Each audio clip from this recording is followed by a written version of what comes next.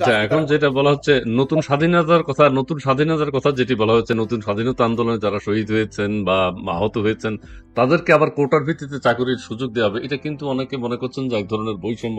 আপনারা কি মনে করছেন? এটি তো তামাশা, এটি যে তারা বাংলাদেশের জনগণের সঙ্গে তামাশা করছে এবং তারা যে জবরদখল করে ক্ষমতা দখল করেছে এবং তারা যে সবাই ব্যক্তিগত স্বার্থসিদ্ধি নিয়েই ব্যস্ত রয়েছে। আজকে কেউ কিন্তু চাকরির টেবিলে পরীক্ষা নিয়ে ব্যস্ত নেই। আজকে যারা সরকারি চাকরির দাবিতে আন্দোলন করেছে তারা এখন তাদের রাষ্ট্র ভাবনা প্রকাশ করছে, সংবিধান বদলে দেবে, এটা করবে সেটা করবে, তদবির বাণিজ্য ব্যস্ত রয়েছে, টেন্ডার নিয়ে ব্যস্ত রয়েছে, সচিবালয়ে নিজের রুম দখল করে বসে আছে। সরকারি বিজ্ঞাপন দিয়ে আজকে একটা ছাত্র সংগঠন তাদেরকে রাষ্ট্রীয় প্রোটোকল দিয়ে বিভিন্ন জায়গায় পাঠানো হচ্ছে। তো এই হচ্ছে বাংলাদেশ। এবং আপনি আজকে তো এটি আমি ওপেন চ্যালেঞ্জ দিয়ে বলছি, আমরাও বাংলাদেশের ছাত্র সংগঠনগুলো দায়িত্বে আছে এখনো।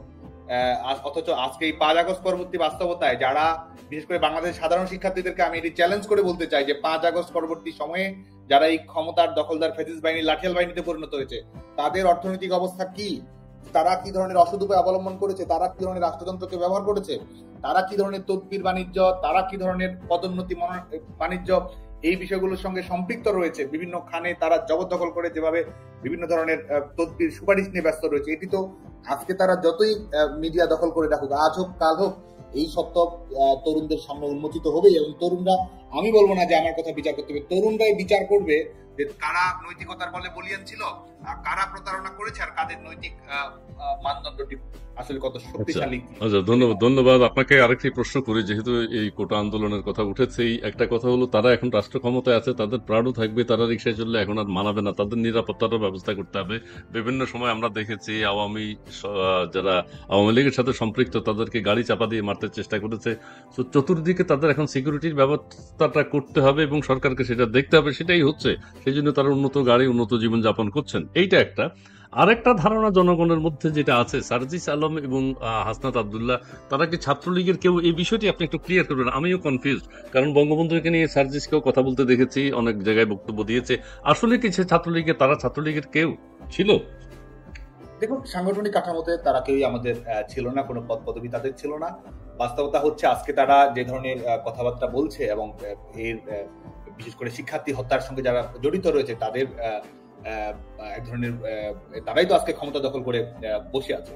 এবং এদের দ্বিচারিতার বিষয়টি তো আমাদের আলোচনা করে টকশোতে বলার প্রয়োজন নেই। আজকে তাদের আজকে ছাত্রলীগের একটি ফটো ফ্রেমে থাকার জন্য তাদের যে আকুতি ছিল, ছাত্রলীগের সাধারণ কর্মীদের সঙ্গে এক ধরনের সম্পর্ক গড়ে তোলার জন্য তাদের যে আকুতি ছিল, এবং আজকে দেখুন সেখানে তারা কতটা ঘুরে কি ধরনের কথাবার্তা বলছে, কি ধরনের কর্মকাণ্ড পরিচালনা করছে। আজকে আপনি একটি রাজনৈতিক বক্তব্য প্রকাশ করছেন, আপনার বক্তব্য কি ছিল আজকে 5 আগস্ট পরবর্তী সময় আপনার বক্তব্য আকাশ পাতাল কিভাবে ফারাক হয়ে যাচ্ছে। এই প্রশ্নগুলো কিন্তু সাধারণ শিক্ষার্থীরা সবাই জানে। এক ধরনের ভয়ের রাজত্ব, এক ধরনের ত্রাসের পরিবেশের কারণে শিক্ষার্থীরা হয়তো সব প্রশ্নগুলো সবসময় সামনে নিয়ে আসে না, কিন্তু তারা কিন্তু সচেতন ভাবেই সেটি জানে। আচ্ছা, তার মানে এটা পরিষ্কার, হাসনাত আব্দুল্লাহ এবং সার্জিস আলম ছাত্রলীগের কেউ প্রতিষ্ঠিত, মানে কোনো কমিটিতে বা কিছুতে ছিল না। না, সেটি ছিল না। এমনি ঢাকা বিশ্ববিদ্যালয় শুধু নয়, বাংলাদেশের পাবলিক বিশ্ববিদ্যালয়গুলো যারা শিক্ষার্থী রয়েছে, অপরাপর ছাত্র সংগঠনের কর্মীও যারা রয়েছে, তারা তো ছাত্রলীগের নেতাকর্মীদের সঙ্গে সবারই একটি সুমধুর সম্পর্ক ছিল। এবং এটি যেটি যেটি করেছে, যে অনুপ্রবেশের চেষ্টা বা ছাত্রলীগের কোন ধরনের এক ধরনের পরিচয়ের ছদ্মাবরণ ধারণ করে সুযোগ সুবিধা গ্রহণ করা, সেই প্রবণতা তাদের মধ্যে তো অবশ্যই ছিল। বিশেষ করে আমরা সেই প্রবণতাটুকু ছিল, এবং সে কারণে কিন্তু এই এই তারা কৌশলগুলো ধারণ করেছে, ছদ্মবেশটা ধারণ করেছে। এবং এটির মাধ্যমে, এবং আমরা আজকে তো এটি বলার যথেষ্ট অবকাশ রয়েছে, যারা এই ছদ্মবেশগুলো ধারণ করেছে, যারা অপর একটি সংগঠনের অভ্যন্তরে অনুপ্রবেশ করেছে, তারা তো এই কর্মকাণ্ড, যে ধরনের অপরাধমূলক কর্মকাণ্ড, এবং পরবর্তীতে আমরা সেটি অনেক প্রমাণও দেখেছি, তারাই সেটি জড়িত হওয়ার প্রচেষ্টার অংশ হিসেবে সেটি করেছে কিনা, শিক্ষার্থীদের মধ্যে কিন্তু এই প্রশ্নটিও রয়েছে। যে অনেকেই নিশ্চয়ই আপনাকে এই প্রশ্নটি করেছে, সেটা হচ্ছে এরকম যে ছাত্র শিবিরের কর্মীরাও আপনাদের দলের ভিতরে ছিল, আপনারা কি সেটা তখন বুঝতে পেরেছেন? তারা বেরিয়ে এসে এখন 5ই আগস্টের স্বাধীনতার পরে তারা এখন সেটি বলছেন যে ছাত্রলীগের ভিতরে তারা অনুপ্রবেশ করেছিলেন।